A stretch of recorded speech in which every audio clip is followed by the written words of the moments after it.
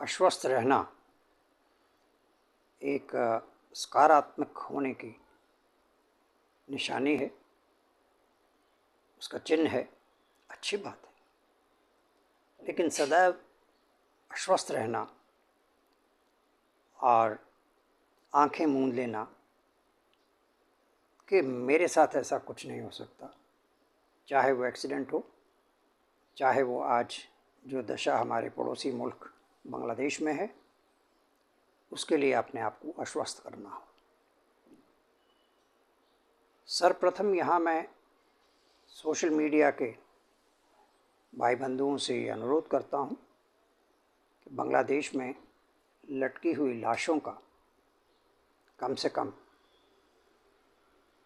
Video इधर उधर इतना सर्कुलेट ना करें। अपनी संवेदना को बनाए रखें, इतने संवेदनहीन ना बने, इतना तो टीवी के चैनल भी नहीं दिखाते। और ये किसको दिखा रहे हैं आप? उसको जो अस्वस्थ है, जो कमज़ोर है, अपने आप को कमज़ोर मानता है, बुज़दिल ही कह सकते हैं। नमस्कार, आप भारत में हैं और यहाँ हिंदू अस्वस्थ है। जो कावड़ यात्रा में अपना दमखम दिखाता है और सच्चे कावड़ियों को एक बुरा नाम देता है, वहाँ दंगे करके दिखाता है कि मेरे में देखो कितना बल है। लेकिन इस हिंदू में इतना बल नहीं कि जिसने कुछ समय पूर्व कहा था कि ये अहिंसक होते हैं, आज तक उसका मुंह किसी ने नहीं तोड़ा। उसका छोड़िए, उसका गुलाम मणिशंकर अय्यर, जो सबसे बड़ा देशद्रोही है, जो अपने दुश्मन मुल्क में जाके पाकिस्तान में कहता था कि हमें बचाइए, जो अमेरिका में जाके कहते हैं कि हमें हमारे यहाँ आइए और दंगे भड़कवाइए। मैं दावे से आपको कहता हूँ, ये सरकार अगर 2014 में न बदली होती तो आज हम सिविल वार में अवश्य होते और पूरी हालत में होते। और ये मत सोचिए कि वो टल गया, वो समय टल गया। अभी आइए हाल ही की घटनाओं पे, गतिविधियों जो लोकसभा में हो रही हैं, उन पे थोड़ा सा नज़र डालते हैं और सोचने को क्या कहें, क्योंकि आप सब बुद्धिजीवी हैं, आप सोचेंगे तो है ही। अब देखिए, वक्फ बोर्ड का बिल जो है उसको 6 दिन पहले इन्होंने टीवी चैनल्स को दे दिया, ला रहे हैं। और उन्होंने क्या क्या किया उन 5-6 दिन में। और कल जब वो प्रस्तुत किया गया तो लोकसभा में क्या क्या हुआ घटा, वो आप सब ने या कुछ लोगों ने तो देखा होगा कि हमारे यहाँ बुद्धिजीवी बहुत हैं, वह ऐसी घटनाओं पे अवश्य नज़र रखते हैं। 30 दल, राजनीतिक दल जो आप दिखा रहे हैं या टीवी चैनल भी दिखा रहे हैं कि वो खुल के मुसलमानों के पक्ष में आ गए, वो तो मुसलमानों के पक्ष तर हैं ही, आज के नहीं हैं, कई सालों से। उसमें नई बात क्या है? हाँ, वो उद्धव जी ठाकरे एक बहुत बड़े हिंदू नेता हैं हमारे। एक राष्ट्र में महाराष्ट्र है, वो उसके नेता हैं, अपने आप को शायद विश्व के भी बाहर का नेता समझते होंगे। उनका मैं वाक्य सुन रहा था कि हिंदुओं को बचाना चाहिए बांग्लादेश में, ये सरकार का कर्तव्य है। मैं इस महानुभाव से पूछता हूँ, तुम यहाँ कितने हिंदुओं को बचा रहे हो? अगर तुम्हारे में इतना ही दम है तो तुम्हारी वो शिवसेना, वो सेना किस लिए बना रखी है? भेजो ना ज़रा बॉर्डर के पार, भेजो ज़रा, वहाँ पे वो अपने भाई बंधुओं को लेके आ जाएंगे। रखो उनको अपने महाराष्ट्र में लाके, करो तो सही कुछ। सिर्फ बातें। एक उसने अपना गुलाम छोड़ रखा है संजय राउत, वो क्या बकवास करता रहता है आए दिन, किसी को मालूम नहीं किस स्तर के ये नेता हैं। लेकिन जिनके पास कॉमन सेंस भी नहीं है, वो इस देश में नेता बना बैठा है। आइए उसी बात पे लौटते हैं। वक्फ बोर्ड का बिल, वो तो वो तो विरोध करेंगे ही करेंगे। वो चाहते हैं कि ये चोरी चकारी यहाँ चल रही है वो वैसे ही चलती रहनी चाहिए, वो यथास्थिति बनी रहनी चाहिए। आज अगर मोदी जी उनको ये सख्ती छोड़ दें और उनको कहें कि हाँ आपने जो जो खाना है खाइए, जो जो आपको पसंद है वो ले जाइए, देखिए कैसे दोस्ती हो जाती है। सब कुछ शांत हो जाएगा, सब कुछ ठीक हो जाएगा। इस देश में जिसने भी बदलाव करने की घर से लेकर कार्यालय तक या देश में करने की कोशिश की, उसको सिर्फ ताने, उल्हाने और ये सब ही बर्दाश्त करना पड़ा। वो ये सब करते करते मर जाएगा, लेकिन मतभेद नहीं ख़त्म होंगे। हमारे मतभेद जो हैं वो हमारे जीवन काल से ऊपर के हैं। अब दूसरी तरफ देखें तो सरकार क्या कह रही है कि जी ये हम जो संशोधन लाए हैं इस वक्फ बोर्ड के अधिनियम में, वो इसलिए ज़रूरी हैं कि वो मुसलमानों की जो जाहिल औरतें हैं, जो केवल बच्चे पैदा करना जानती हैं, ज़्यादातर उनका यही हाल है।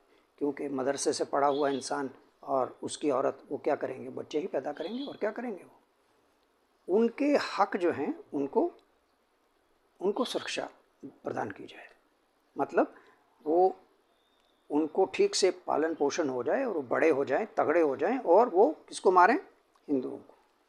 तो वो आपके मारने का ही इंतज़ाम वो भी कर रहे हैं।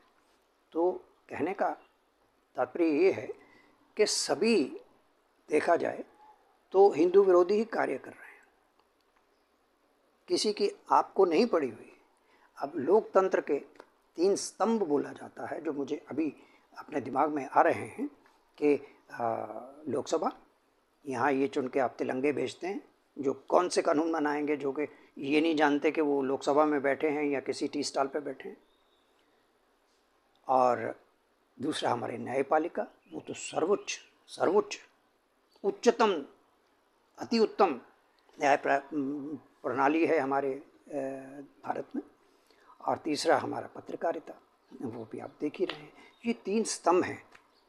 अब आप खुद सोचिए, ज़रा विचार कीजिए, और कोई ये सरकार में बैठा हुआ कहीं पर भी कोई ये बता दे हिंदुओं के लिए कौन सा स्तंभ है, किसको जाके वो गले लगा लेंगे या उसको पकड़ लेंगे तो उनकी रक्षा हो जाएगी या वो बच जाएंगे।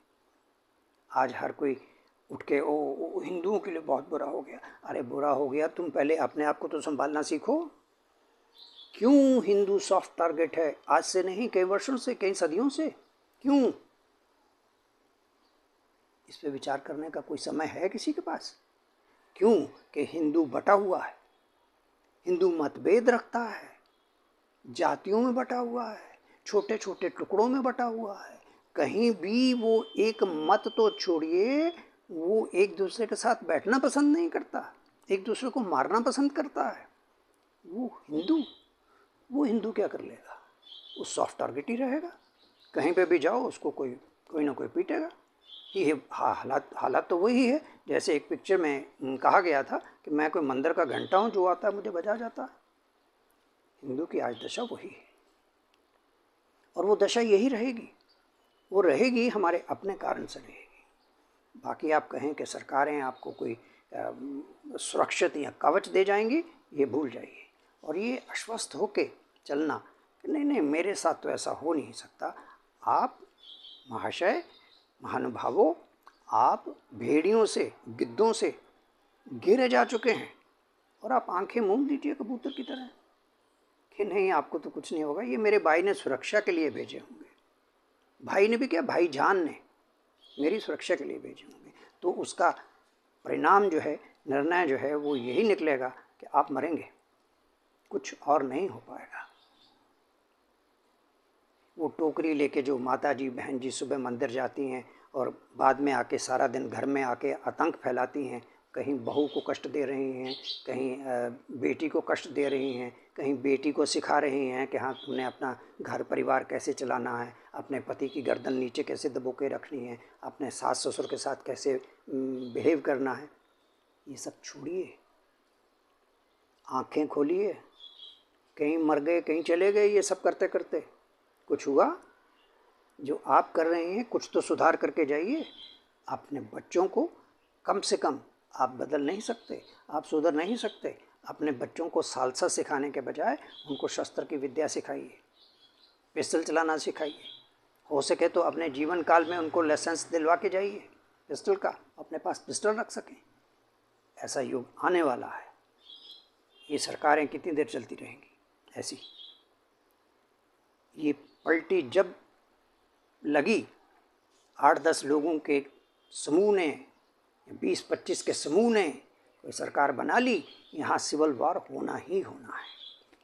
अपने आप को बचाने के लिए आप उनके लिए ये प्रबंध करके जाइए। जो फजूल का बकवास अब सारा आपने घोल रखा है अपने जीवनों में और एक दूसरे के जीवन में, कि अपने घर में किसी को संतुष्ट नहीं रहने देना, शांति से नहीं रहने देना, बस झगड़े करवाते रहो, झगड़े करते रहो।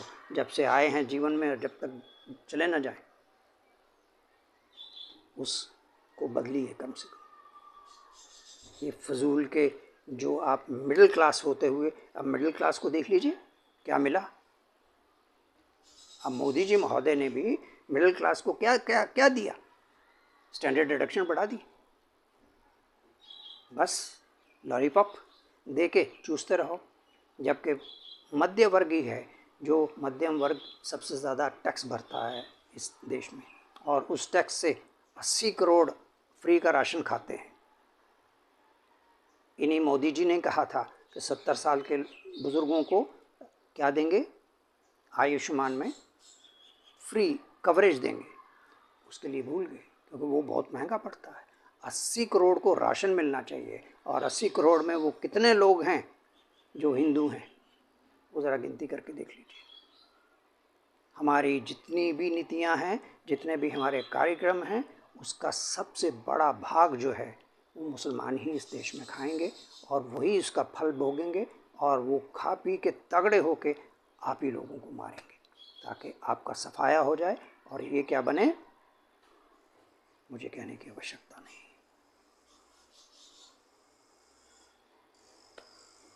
धन्यवाद मुझे इतना सुनने के लिए। आपको कष्ट अवश्य पहुंचता होगा, लेकिन कटु वचन बोलने आवश्यक है, ये समय की मांग है। नमस्कार।